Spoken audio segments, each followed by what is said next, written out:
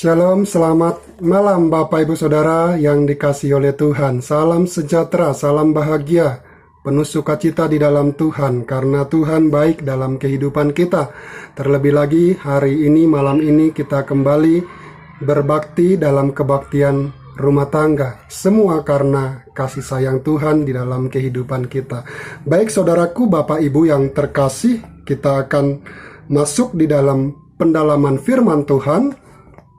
Roma pasal 3 ayat 1 sampai 8. Roma pasal 3 ayat 1 sampai 8. Sebelumnya kita berdoa. Mari Bapak Ibu Saudara, Bapa, terpujilah namamu, Engkau Bapa yang besar, mulia dan agung. Kami bersyukur karena malam ini kami boleh kembali datang memuji dan memuliakan Engkau, dan kami rindu mendengarkan firman-Mu Bapa. Roh Kudus, biarlah tolong pimpin kami supaya kami dapat mengerti akan kebenaran dan kami rindu dapat melakukannya dalam hidup kami. Tuntun hamba-Mu dan juga seluruh jemaat, kami mau menyerahkan hati dan pikiran kami ke dalam tangan Tuhan. Dalam nama Yesus Kristus kami sudah berdoa. Haleluya. Amin. Roma pasal 3 ayat pertama sampai ayat 8. Saya membacakan untuk Bapak Ibu Saudara, untuk kita semuanya. Mari kita bersama-sama menyimak. Jika demikian, apakah kelebihan orang Yahudi dan apakah gunanya sunat? Banyak sekali, dan di dalam segala hal. Pertama-tama, sebab kepada merekalah dipercayakan firman Allah. Jadi bagaimana jika di antara mereka ada yang tidak setia? Dapatkah ketidaksetiaan itu membatalkan kesetiaan Allah?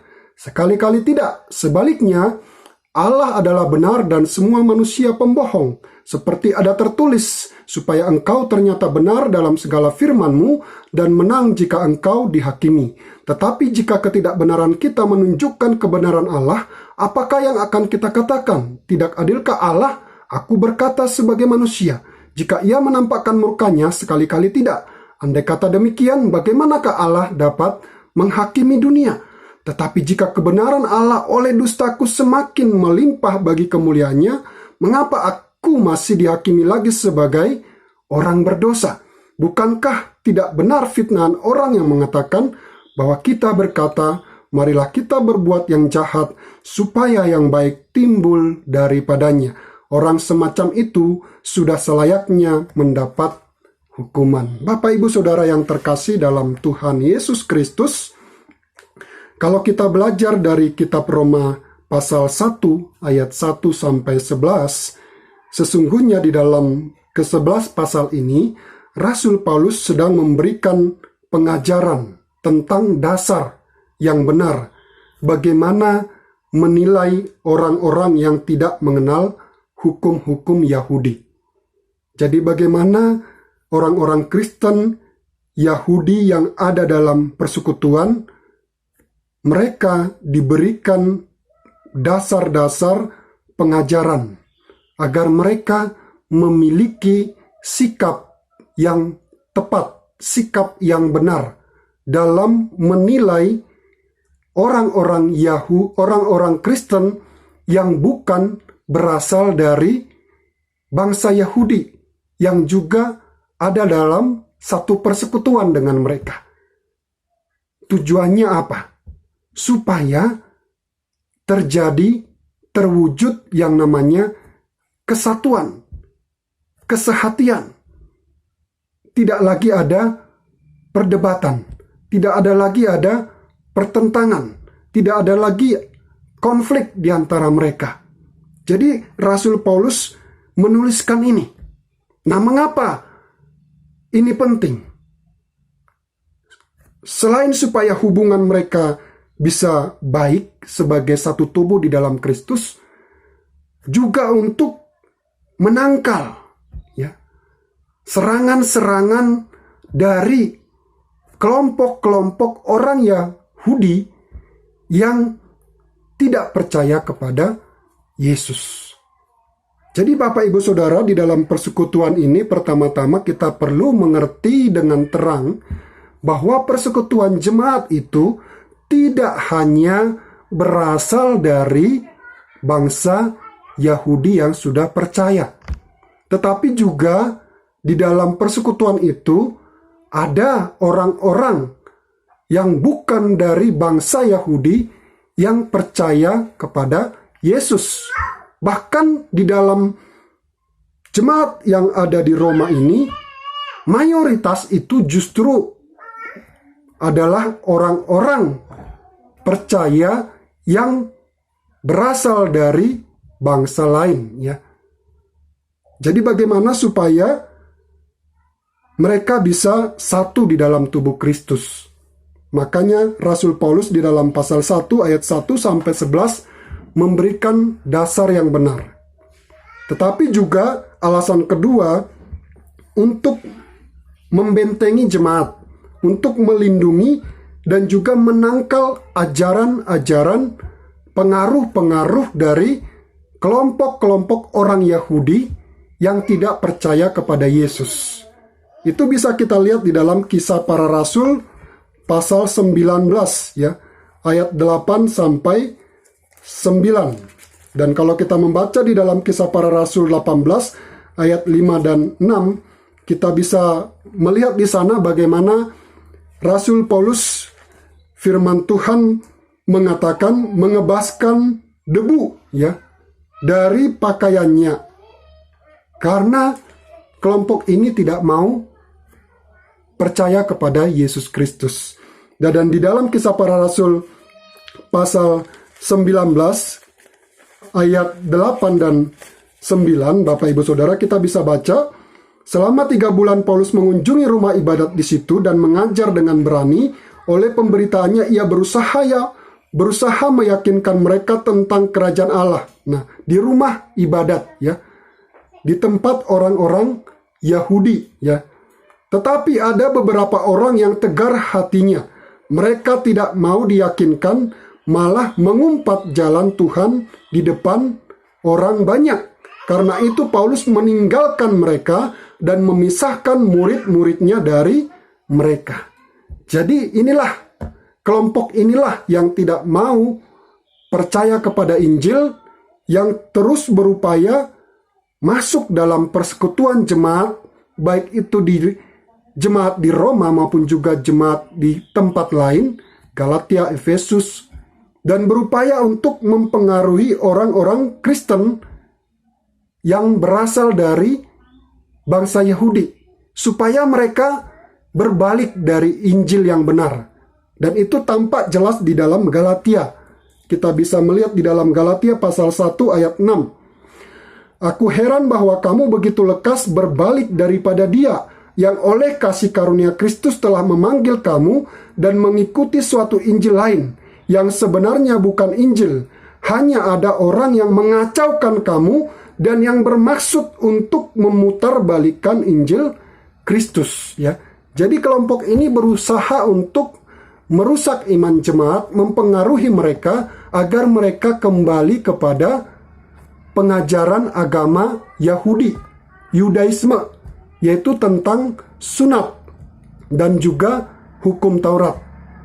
Dan mereka tujuannya mempengaruhi orang-orang Kristen Yahudi ini, supaya orang-orang Kristen Yahudi ini juga terpengaruh dan juga dapat mempengaruhi ya orang-orang Kristen yang bukan berasal dari bangsa mereka, dengan mengatakan kalau mereka mau diselamatkan harus disunat, harus menaati hukum Taurat.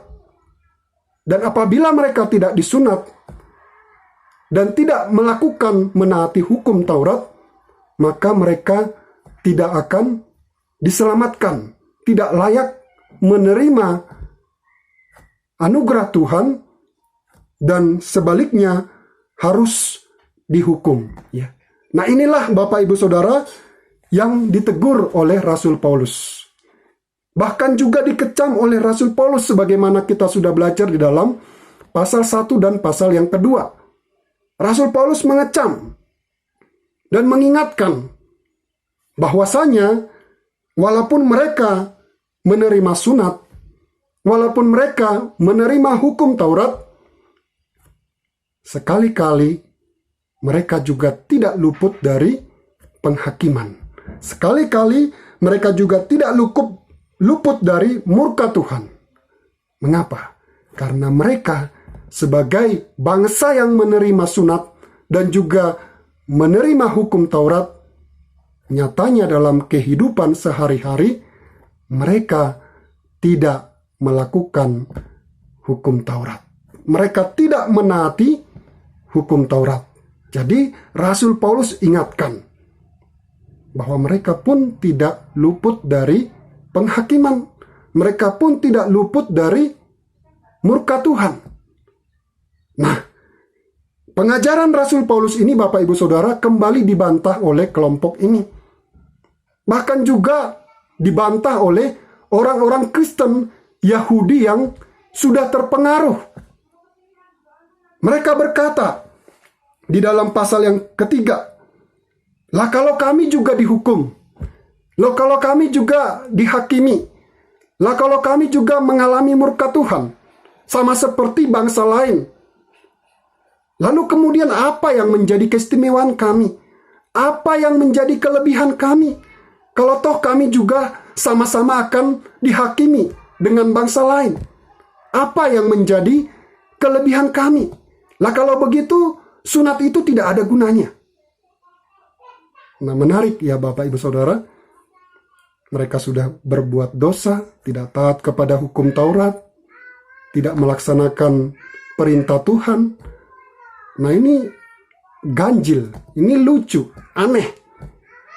Di dalam ketidaktaatan mereka, mereka masih menuntut keistimewaan. Ya. Mereka masih menuntut diperlakukan istimewa oleh Tuhan. Padahal mereka juga hidup tidak benar di hadapan Tuhan, melanggar hukum Taurat, ya. Jadi bantahan ini jelas-jelas sangat aneh. Mereka berharap menuntut keistimewaan itu tetap melekat dalam diri mereka, padahal sudah jelas mereka memberontak di hadapan Tuhan, tidak taat kepada perintah Tuhan. Sebagaimana yang kita sudah dengarkan dalam khotbah kemarin, dalam kitab Habakuk, ya. Dan bagaimana bangsa itu sejak keluar dari Mesir banyak sekali menunjukkan ketidaktaatan. Jadi Bapak Ibu Saudara, bagaimana Rasul Paulus menjawab? Banyak sekali kelebihan saudara, ya. Dan dalam segala hal, pertama-tama sebab kepada merekalah dipercayakan firman Allah. Rasul Paulus mengatakan, oh kelebihanmu banyak, keistimewaanmu banyak. Karena kepadamulah, pertama-tama Rasul Paulus katakan, kepadamulah firman Tuhan itu dipercayakan. Ya. Nah, saudaraku yang dikasihi Tuhan, dalam ayat yang kedua ini, Paulus katakan banyak. Ya. Paulus katakan banyak sekali kelebihan, keistimewaan bangsa Yahudi, dan di dalam segala hal. Namun yang menjadi pertanyaan, kenapa Rasul Paulus hanya menyebut satu, ya? Yaitu kepada mereka dipercayakan firman Allah. Nah, kenapa Rasul Paulus hanya menyebut satu? Nah, mari kita melihat penjelasannya, Bapak Ibu Saudara. Saudara yang terkasih dalam Tuhan, memang Paulus hanya menyebutkan satu. Padahal di dalam ayat ini kita bisa membaca, Paulus katakan banyak sekali. Dan di dalam segala hal. Tetapi Rasul Paulus hanya menyebutkan satu saja. Yaitu, kepada merekalah dipercayakan firman Allah. Nah, ini menarik. Di awal Rasul Paulus bilang, kamu punya banyak kelebihan. Kamu punya banyak keistimewaan. Bahkan di dalam segala hal. Tetapi ternyata Paulus hanya sebutkan satu. Nah, perlu kita pahami Bapak Ibu Saudara, walaupun Rasul Paulus hanya menyebutkan satu, sesungguhnya orang-orang Yahudi yang mendengar itu sudah mengerti bahwa di dalam yang satu itu terkandung keistimewaan, kelebihan-kelebihan yang lain. Di dalam yang satu inilah yang menjadi dasar bagi keistimewaan yang lain yang mereka terima, yaitu firman Tuhan. Di dalam firman Tuhanlah mereka menerima kemuliaan. Jadi firman Tuhanlah yang menjadi dasar bagi mereka diangkat menjadi anak. Firman Tuhanlah yang menjadi dasar bagi mereka menerima kemuliaan. Firman Tuhan jugalah yang menjadi dasar bagi bangsa itu menerima perjanjian Allah. Dan kita tahu dalam kehidupan Abraham, bagaimana Allah berfirman. Dan berdasarkan firman Tuhan itu, Allah berjanji akan memberikan keturunan kepada Abraham dan membuat dia menjadi bangsa yang besar, bangsa yang diberkati.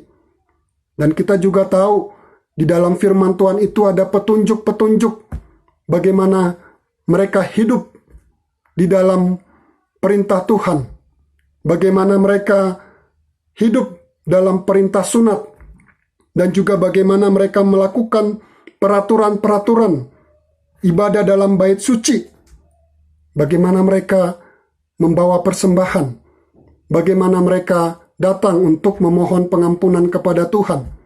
Dan juga di dalam firman Tuhan itu jugalah, sebagaimana yang kita tahu, terkandung nubuatan tentang kedatangan Sang Mesias, Tuhan Yesus Kristus. Jadi Rasul Paulus memang hanya menyebutkan satu, tapi ini menjadi pondasi besar yang mendasari kelebihan, keistimewaan yang lain. Dengan firman Tuhan mereka menerima kemuliaan, firman Tuhan menjadi dasar mereka diangkat menjadi anak, dan juga firman Tuhan menjadi dasar mereka mengalami perjanjian dengan Allah. Dan di dalam firman Tuhan itu jugalah terkandung perintah-perintah tentang sunat, bagaimana mereka mengatur ibadah, mempersembahkan korban persembahan kepada Tuhan, dan juga bagaimana mereka memahami akan kedatangan Sang Mesias. Di dalam firman Tuhan itu semuanya telah tercantum dan menjadi dasar atas keistimewaan yang mereka terima. Nah, mari kita lihat Bapak Ibu Saudara. Kepada merekalah dipercayakan firman Allah. Disinilah Rasul Paulus ingin mengingatkan kepada mereka. Engkau memang punya banyak kelebihan. Engkau memang punya banyak keistimewaan. Tetapi apakah engkau dapat menjaga kepercayaan yang Allah sudah berikan? Apakah engkau dapat menjaga kepercayaan yang Tuhan sudah berikan kepadamu? Nah, di dalam kata dipercayakan itu terkandung unsur tanggung jawab. Tanggung jawab untuk menyimpan firman di dalam hati mereka. Tanggung jawab untuk memelihara dan hidup di dalam firman Tuhan. Engkau banyak kelebihan. Engkau banyak keistimewaan. Dan kelebihan serta keistimewaan itu dasarnya adalah firman Tuhan yang engkau sudah terima, yang dipercayakan kepadamu. Nah, persoalannya adalah dapatkah engkau menjaganya, menyimpannya di dalam hatimu, memeliharanya, dan hidup di dalamnya. Dan sebagaimana yang kita belajar dalam khotbah minggu lalu, hari Minggu, dalam kitab Habakuk, bagaimana Nabi Habakuk merasa tertekan, terhimpit, tertindas, karena perbuatan bangsa itu yang menindas kebenaran, yang tidak mau taat, yang memberontak kepada Tuhan, tidak mau taat kepada hukum Allah, tidak mau taat kepada perintah Allah, kepada kebenaran firman Tuhan yang dipercayakan untuk mereka. Inilah yang dipersoalkan oleh Rasul Paulus. Bapak Ibu Saudara, apa yang bisa kita renungkan?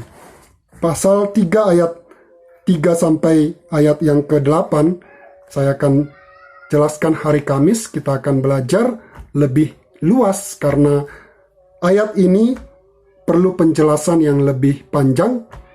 Namun di dalam pasal 3 ayat 1 dan kedua ini, apa yang bisa kita renungkan? Sama seperti bangsa Yahudi, kita orang-orang percaya dan juga jemaat mula-mula pada masa perjanjian baru memiliki keistimewaan yang bahkan jauh lebih indah, di mana kepada kita Allah memberikan Yesus Kristus sebagai Tuhan dan Juru Selamat di dalam kehidupan kita. Kita juga menerima perjanjian baru selain perjanjian lama sebagai firman yang harus kita jaga. Nah, apa yang bisa kita renungkan? Sudahkah kita bertanggung jawab menjaga keistimewaan dan kelebihan-kelebihan yang Tuhan sudah berikan? Menjaga keselamatan yang Tuhan sudah berikan di dalam Yesus Kristus? Menjaga firman Tuhan dengan memeliharanya, dengan hidup di dalamnya. Apakah kita sudah melakukan tanggung jawab itu dengan baik? Jangan sampai seperti bangsa Yahudi. Jelas-jelas mereka tidak taat firman Tuhan. Jelas-jelas mereka memberontak terhadap firman yang mereka terima. Tapi mereka masih dengan berani menuntut keistimewaan, menuntut kelebihan-kelebihan, menuntut mereka agar tidak mendapatkan penghakiman, agar tidak mendapatkan murka Tuhan. Ini yang perlu kita renungkan bersama Bapak Ibu Saudara. Cara kita meresponi apa yang Tuhan sudah berikan, itu membuktikan siapa kita. Allah tetap adalah Allah yang benar, tetapi manusia itu bisa pembohong di hadapan Tuhan. Kalau dia berkata, saya adalah anak yang telah menerima kemuliaan Tuhan, anak yang telah menerima anugerah Tuhan, anak yang telah menerima keselamatan dari Tuhan, tetapi dalam kehidupan setiap harinya dia tidak menjaga tanggung jawab itu dengan benar. Mari Bapak Ibu Saudara, dari kebenaran firman Tuhan ini kita kembali diingatkan. Mari kita bertanggung jawab dengan iman kita. Mari kita bertanggung jawab dengan apa yang Tuhan sudah berikan sebagai keistimewaan dalam kehidupan kita sebagai orang-orang percaya. Tuhan memberkati. Mari kita berdoa. Bapa, terima kasih Bapa di dalam surga, berkati kami malam ini. Kami boleh kembali belajar dari orang-orang Yahudi yang tidak percaya kepada Yesus, yang selalu berdalih dan berbantah karena ketidakpercayaan mereka kepada firman Tuhan, kepada Injil. Mereka tetap congkak dan sombong dengan menganggap bahwa mereka istimewa di hadapan Tuhan. Biarlah kami Bapa benar-benar hidup di dalam anugerah keselamatan yang Tuhan sudah berikan. Dalam nama Yesus Kristus kami berdoa, haleluya, amin. Shalom Bapak Ibu Saudara, selamat malam. Tuhan memberkati kita, haleluya.